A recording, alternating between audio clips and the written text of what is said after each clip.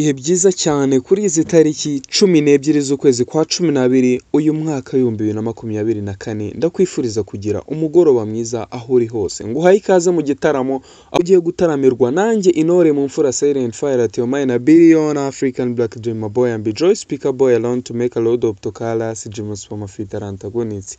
Ugiye kubana nanjye mu makuru y'imyidagaduro Showbiz Live aho tugiye kurebera Showbiz wacu mu Rwanda bihagaze bite, ese hirya gatoya mu mbibi z'u Rwanda rwa Gasabo bihagaze bite mu bijyanye n'imyidagaduro, ingingo z'ingenzi agiye kwibandaho. Ibitaramo bya Chris Easy i Burayi byajemo impinduka, ntago bikiri nk'ibisanzwe, hari icyahindutse ndetse kandi ubunani bwahumuye. Ibitaramo by'abahanzi nyarwanda byitezweho gusoza umwaka w'2024 nabyo turaza kumva ibyo bitaramo ibyo ari byo, ese ni ibihe bitaramo tugiye gusozanya umwaka. Ndetse kandi nyuma y'uyu munyarwandakazi Gloria Bugi waririmbye Reba Nyashi ukorera umuziki we muri Uganda, yahagaritswe mu bitaramo n'ahandi hantu hahurira abantu benshi ikigo cy'igihugu gishinzwe umuco mu gihugu cya Uganda kubera gushinjwa gukora indirimbo zihonyora umuco, ziwusenya, zitawubaka. Ni Gloria Bugi, ndetse twita twigira hanze gatoya y'imbibi z'u Rwa Gasabo aho turi busange Donald Trump, umuperezida wa Leta Zunze Ubumwe za Amerika muri uyu mwaka w'2024, aho yashyize parufe nshyashya yise Fight ayamamaza akoresheje ifoto yicaranye n'umugore wa Joe Biden witwa Jill Tracy Jacobs Biden. Ni inkuru iri guca ibintu hirya no hino igaca ibindi. Iyi parufe turaza kuyumva neza cyane mu buryo burambuye. Nyuma gato rwose y'uyu Selena Gomez, nyuma yuko yambitswe impeta na Ben Blanco bamaze umwaka bakundana, turaza kumva nuko byifashe mu rugo rwa Jay-Z nyuma y'ikirego ari gushinjwa cyo kuba yarasambanyije umwana w'imyaka 13 mu mwaka w'2000. Reka amakuru yacu tuyumve mu buryo burambuye. Don't take away, bahafi twumva amakuru yacu mu buryo burambuye.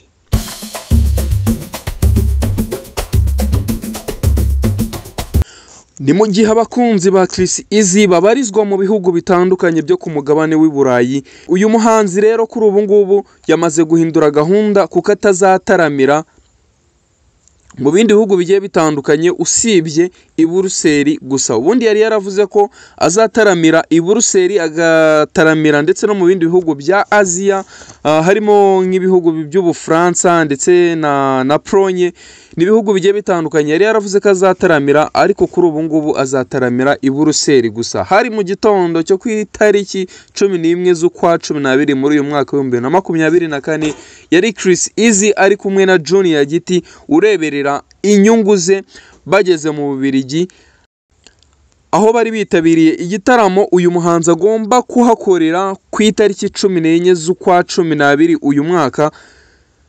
Chris Easy na Junior Giti bahagurutse i Kigali mu ijoro ryo ku itariki 10 z'uku kwezi kwa 12, bagera i Buruseli mu gitondo cyo ku itariki 11 z'ukwezi kwa 12. Ni mu kiganiro yagiranye na igihe.com mbere yo guhaguruka i Kigali, Chris Easy yari yemeje ko agiye gukorera i Buruseli igitaramo kimwe akabona gusubira i Burayi, aho azataramira mu bihugu binyuranye nk'Ubufaransa, Polonye n'ibindi bihugu bigiye bitandukanye. Igitaramo Chris Easy agiye gukorera mu Bubiligi kizaba kiyobowe n'umu MC wa mbere mu gihugu iwacu mu Rwanda bita MC Lucky, benshi bamenyereye mu kiganiro Versus gitambuka kuri televiziyo y'u Rwanda. Ni bisanzwe rwose bihari byo kwinjira n'ibisanzwe mu mafaranga y'u Rwanda.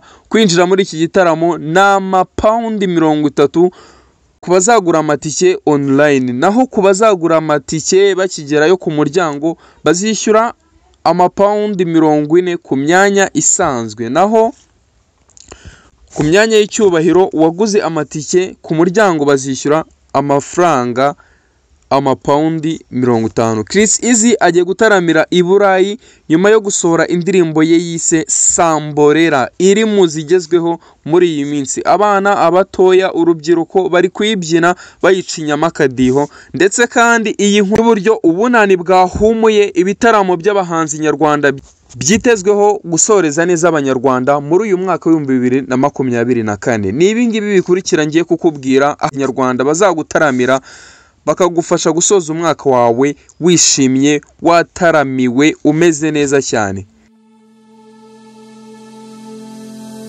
Nkuko mubibona rero muri iyi minsi umwaka wa 2024 uri kugenda ugana ku musozo. Uko iminsi iri kugenda ivaho umwe ku wundi niko benshi batangira kwitegura ibirori byo kuwusoza. Ese nawe waba urimo? Niba urimo rero reka nkomeze nkubwira yuko muri iyi nkuru tugiye kwibanda ku rutonde rw'ibirori by'abanyarwanda bizaherekeza umwaka wa 2024, aho Meddy agiye gukorera ibitaramo binyuranye muri Canada. Uyu ni muhanzi wa mbere duhereyeho, Meddy uherutse kwinjira mu muziki wo kuramya no guhimbaza Imana.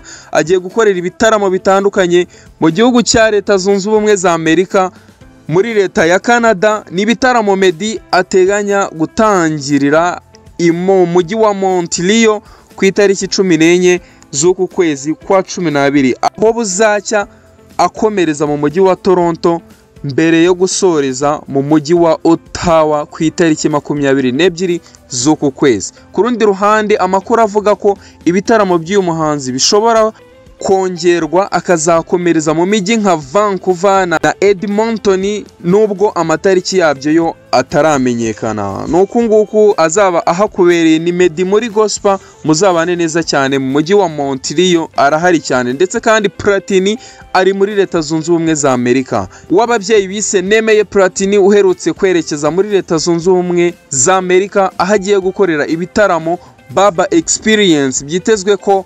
azabitangirira Arizona ku itariki 14 z'ukwezi kwa 12 muri uyu mwaka. Uyu muhanzi azasoreza ibitaramo bye muri leta ya Michigan ku itariki 28 z'uku kwezi kwa 12. Umwaka ni wa wundi n'uyu nguyu tukirimo.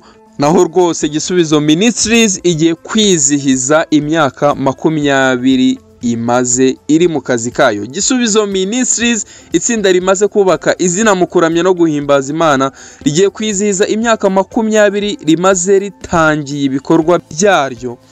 Igitaramo cyo kwizihiza imyaka 20 kizabera mu ihema ry'ahabera imurikagurisha iGikondo, aho rwose Bruce Melody agiye gusogongeza abakunzi be bose n'abafana muri rusange kuri album ye nshya. Ni Bruce Melody agiye gusoza umwaka asogongeza abakunzi be indirimbo ziri kuri album ye nshya yise Colorful Generation, tegura kumurika mu minsi iri imbere. Ni mu gitaramo kizabera muri Kigali Universe ku itariki 21 ukwezi kwa 12, ahateguwe imyanya y'abantu 588 yonyine. Abazarengaho ntibazabona aho bicara kereka niburira amabati. Ariko mu by'ukuri ndahita nkubwira yuko Isango na Muzika Awards naho harimo ibihembo bya Isango na Muzika Awards bigiye gutangwa ku nshuro ya 5. Bitezwe ko bizatangirwa mu birori biteganyijwe kubera muri Kigali Convention Center ku itariki 22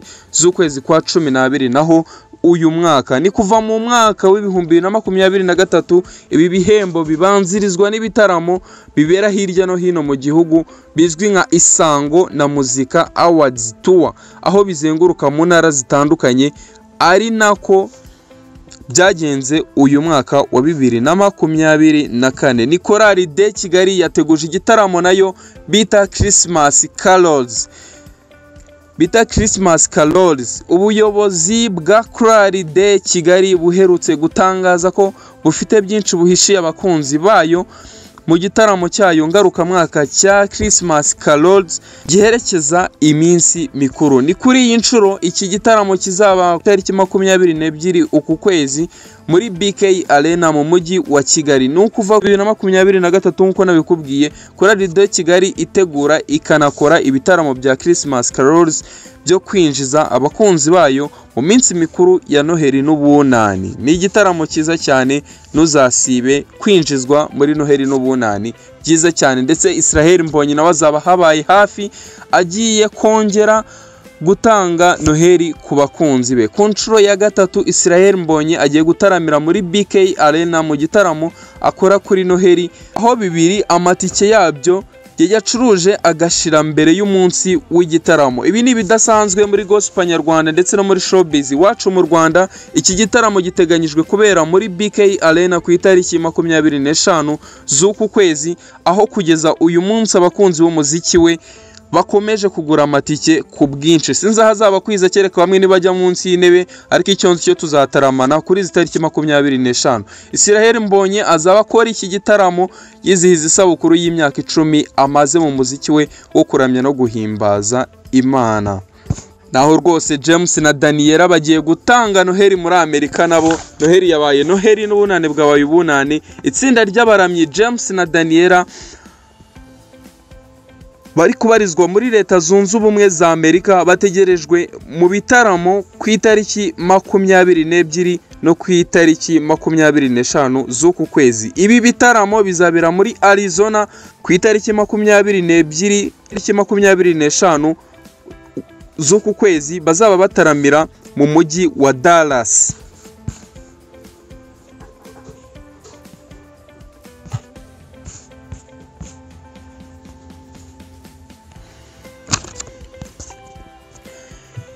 Igitaramo cyo noneho karutura ni iki ngiki. Abakunzi ba hip hop bashyizwe igorora. N'abaraperi 13 bakomeye mu Rwanda bagiye guhurira mu gitaramo bise uwa gatanu udasanzwe mu cyumba cya rap. Ni uwa gatanu udasanzwe mu cyumba cya rap giteganyijwe kubera kuri Canal Olympe hano ruguru kwirebero ku itariki 27 z'ukwezi kwa 12 kunku turimo dusoza uyu mwaka wa 2024. Iki gitaramo cyateguwe na sosiyete itegura ibitaramo ya MA Africa mu rwego rwo gufasha abakunzi b'injyana ya hip hop gusoza umwaka bari mu byishimo, bari mu munyenga w'ibyo bakunda. Bamwe mu bazitabira iki gitaramo barimo Riderman, Brewdog, Pfla, Fireman, Green P, JC, Bushari ndetse na Beatray, tutibagiwe Zero Trap, twongeho na Dani nanone udasize na Logan Joe ndetse na Ish Kevin. Ni cyumba cya rap, ni festival, ni igitaramo kidasanzwe kizabera kwirebero Canal Olympia. Reka tuzahahurire. Ndetse Kivumbi agiye kumurikira abakunzi be album ye nshya. Ni Kivumbi King agiye kumurikira iyo album ye nshya yise Ganza, yaraherutse gushyira hanze. Azayimurikira mu gitaramo ateganya gukorera muri Kigali Universe ku itariki 28, nazo uzaburi tayari kunogerwa n'igitaramo cy'uyu musore Kivumbi King. Azaba ari muri uku kwezi nk'ibisanzwe. Ndetse kandi album ye yise Ganza ni album igizwe n'indirimbo 12 zonyine, zirimo enye zari zarasohotse mbere nka Captain yakoranye na Apas Wine ndetse na Wait yakoranye na Action, ndetse utibagiwe na karirimbo Keza yasohoye bita Keza nk'ibisanzwe n'ubundi bijyanye n'izina ya Kise. Naho Masamba agiye gutaramira mu Butaliyani, byo nabivuzeho ku munsi w'ejo. Masamba Intore agiye gutaramira muri iki gihugu mu gitaramo uyu muhanzi agiye gukora nyuma yo gutaramira abatuye mu mujyi wa Kigali.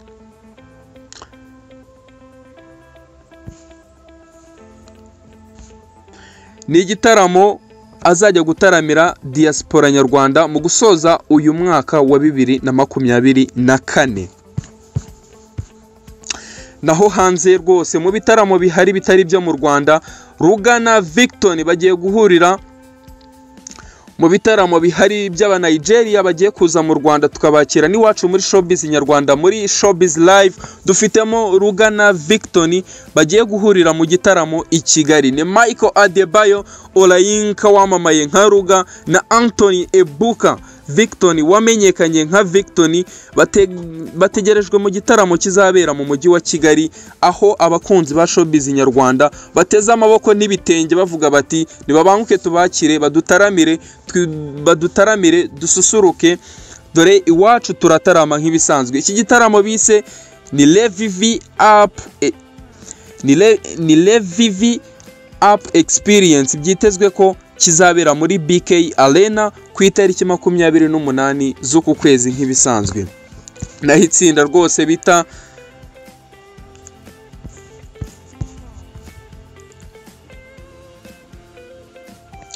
ikindi kintu gihari cyo ni The Ben agiye kumurikira i Kigali album ye ya gatatu. Ni The Ben Tiger utegerejwe mu gitaramo cyo kumurika album ye ya gatatu kizabera muri BK Arena nawe ku itariki ya 1 Mutarama mu mwaka wa 2025. Uyu niwe muhanzi The Ben Tiger uzatwanzikira umwaka, uzadufungurira umwaka wa 2025. azaba ari ku itariki ya 1 z'ukwa mbere.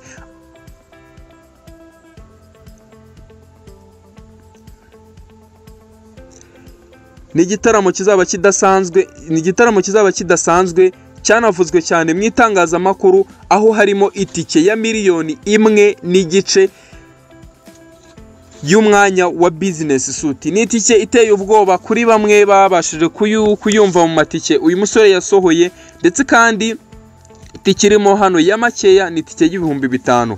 Niba uyafite wanabasha kuyigondera rwose tuzahahurire. Icyo nzi cyo nuko tuzahataramira ivumbi rigatumuka. Ngibyo ibitaramo bigiye kuba muri uyu mwaka, muri uku gusoza uyu mwaka wa 2024 bizakuryohere. Kimwe muri ibyo ngibyo uzabasha kwitabira kizakubere cyiza, kizakunogere, kigufashe gucinya akadiho umeze neza cyane, unasoza umwaka wawe winjira mu mwaka mushya.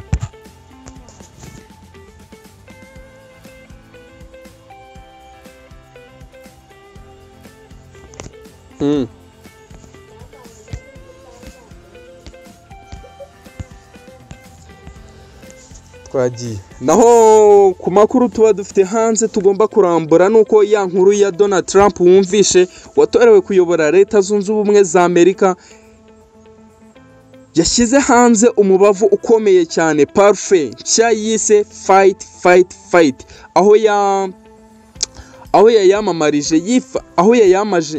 aho yayamamaje yifashishije ifoto ye na Jill Biden, wahoze na Jill Biden umufasha wa perezida ucyuye igihe Joe Biden. N'umubavu Trump yashyize hanze agamije kwishimira intsinzi ya manda ya kabiri yatorewe mu Gushyingo uyu mwaka wa 2024. Ifoto ya Trump yakoreshejwe yamamaza uwo mubavu ni yafashwe kuwa gatandatu ushize ari kumwe na Jill Biden, umugore wa perezida Joe Biden, ubwo hafungurwaga Cathedrale Notre Dame de Paris. Uyu mubavu mushya Trump yavuze ko n'abanzi be badashobora kuwanga kubera ubwiza bwawo. Byari nk'ibisetso ariko buriya yavugisha gukuri. Uyu mubavu ni fight. Igera ku isoko gatoya cyangwa ugere kuri website yabo wongereho .com bawukoherereze aho waba uri hose. Ni umubavu mwiza cyane, ni fight. Ugomba kwica amagi n'undi ugenda unahumura cyane, ndetse kandi ugomba twiyumvire inkuru yacu yuko byifashe mu rugo rwa Jay-Z nyuma yuko arimo arashinjwa gusambanya umwana w'imyaka 13 muri uyu mwaka w'ibihumbi 2000. Mu mwaka w'ibihumbi 2000 ese byaba byifashe bite mu rugo rwa Jay-Z na Beyonce nyuma yo kuba arimo arashinjwa iki kirego? Ni nyuma y'iminsi mike Jay-Z arezwe gusambanya umukobwa wari ufite imyaka 13 mu mwaka w'ibihumbi 2000. Mu rugo rwe ibintu byahindutse rwose cyane pe. Umugore we Beyonce yiyemeje gukora ibishoboka byose kugira ngo ibi bihe bigoranye umugabo we ari kunyuramo abivemo yemye nk'umugabo kandi amube hafi nk'umugore we. Amakuru avuga ko Beyonce w'imyaka 43 akaba ari n'umuhanzi abenshi bakunzi ba showbiz nyarwanda muba mubizi cyane, ari we uri imbere mu bari kumugira inama yuko agomba kwitwara muri ibi bihe. Bombi batangiye gukundana mu mwaka w'ibihumbi 2001, bivuze ko ari imbere gato y'igihe ibyaha, ari imbere gato y'igihe iki cyaha Jay-Z ashinjwa gishobora kuba cyarakorewe. Beyonce na Jay-Z baherutse kugaragara mu gikorwa cyo kumurika filime y'umukobwa wabo Blue Ivy Carter. Ni filime yiswe Mufasa. Ni filime nziza cyane, bivugwa ko Beyonce ari we wahatirije Jay-Z kugira ngo ajye mu muhango wo kumurika iyi filime, mu gihe hari hashize amasaha make ibyo ashinjwa bigiye hanze, ari kuvugwa cyane mu itangazamakuru hirya no hino ku isi. Ngayo amakuru twe twaguteguriye muri gahunda zose za Kasas Today. Ikiganiro yari Showbiz Live, waruri kumwe nanjye Nore mu mfura Silent Fire at your mind, a billion African Black Dream boy and be Joy Speaker boy alone to make a load of Tokalas Jimus Mama Fit antagonist. Ugira ijoro ryiza.